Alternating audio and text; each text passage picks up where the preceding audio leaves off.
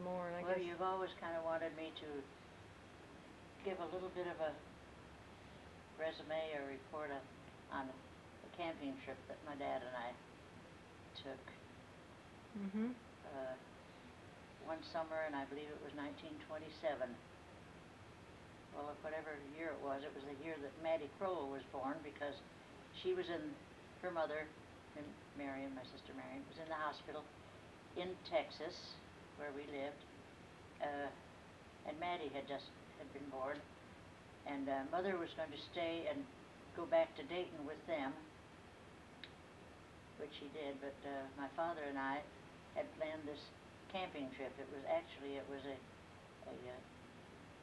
3-month sick leave for him. He had not been too well after surgery, and so he baptized Maddie in the hospital before we left, and we took off the next day in our Model T Ford, full of camping equipment that would take us through 3 months of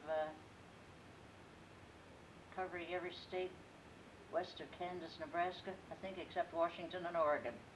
And we started out with a week at Elephant Butte Dam, which was a day's trip north of El Paso, and then the weather turned bad, so we went on up into the lower part of Rocky Mountain National Park and camped on a trout stream away from all civilization. We didn't see a soul for about the 2 weeks we were there. They did have a little country store about a mile away that had what necessities we needed in the way of supplies and mail.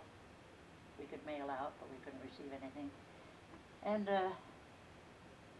that was a delightful part of the trip. It was the most restful, and Dad had a wonderful time because the trout were really biting beautifully, and we'd have our campfire all ready to cook them almost when they were through wiggling.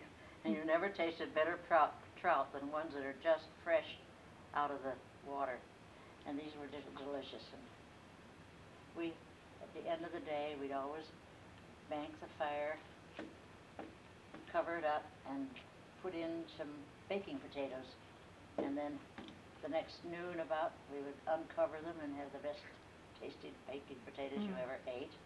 And to get into some of the national areas, but we went through so many beautiful places in like the Painted Desert and the areas around Colorado Springs, where we camped for a week in a campgrounds, which was very nice and that's the only place where automobile campers could use to in that area. So we camped there for a week and took side trips all around there.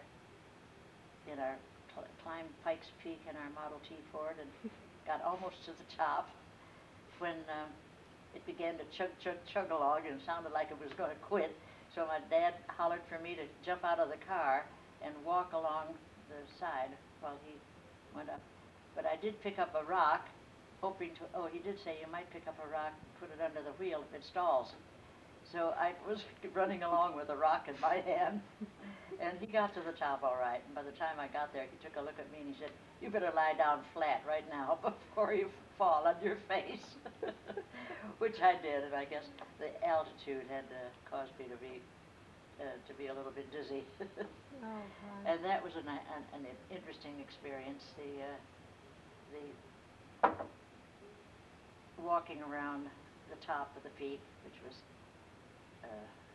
beautiful. And I can't remember too much between certain points and other points, but when we got into Yellowstone National Park, we spent a week there. Yeah, I'm hitting the points of interest that we especially wanted to stop and spend a little time. So we camped there in Yellowstone and took a lot of day trips, just walking and camping trips all around the area, and fishing.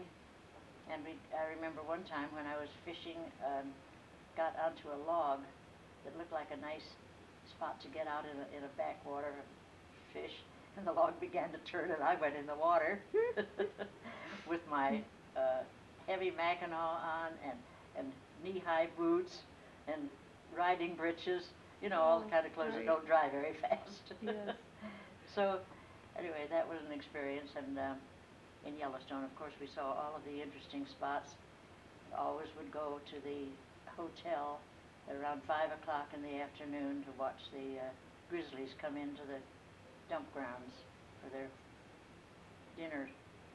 And it was just like clockwork. They started coming in from the forests into this open area. We'd see them come between the trees and come out into the open. They knew that they were safe, and that's where they were fed.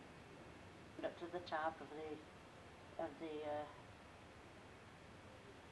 we climbed up a steeper grade when we went, and we came down a 4-mile path. That was it. It was quite a climb, just quite steep.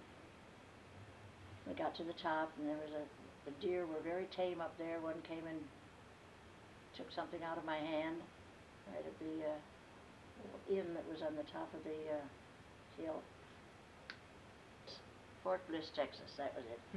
Anyway, we were driving down. We picked up Bob. Bob had been in school with Rilla. Had come back from some. He'd come back from some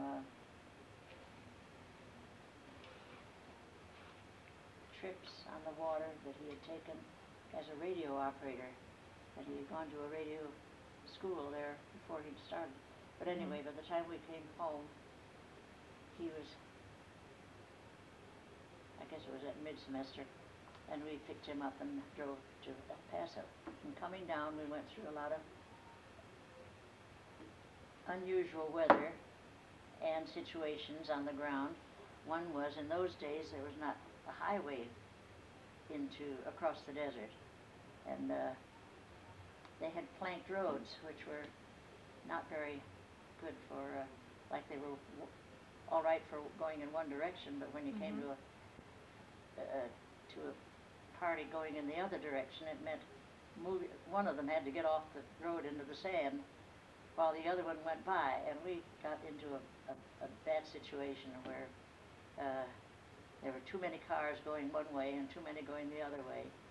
So everybody pitched in and started lifting off all the cars that we were going south, so that the cars going north and west could pass, and then everybody lifted all the cars back one at a time back onto the planked road, and we traveled on. I don't recall the various places we went through, but we went through within 2 days. We went through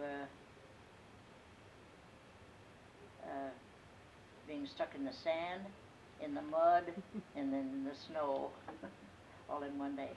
Well, now that got ahead of a little bit that I was going to tell about our return trip, my dad and my return trip from this 3-month vacation. Coming home, I can't remember just exactly where it started, but anyway, we began to run out of money, and we had worn out all of our tires, and we were down to nothing. But the last episode was the night before we were due to arrive back in El Paso, and so I was wanting to relieve him driving. I knew he must have been tired, and I wasn't much of a driver at that point. I didn't have much experience at the wheel, but I knew I could drive a Model T Ford.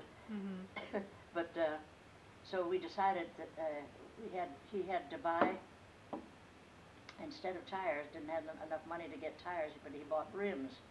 So we were driving on rims and he said, let's drive all night long and get into El Paso early so that nobody will see us. So he let me take the wheel, and I just drove, and we did get into El Paso, came down all the back roads we could find and all the off streets that we could find so nobody would see us, and came bumpity into our home in El Paso. A covered wagon might have been more comfortable. It would have been. But that was an experience. It was fun. We made a lot of fun out of it.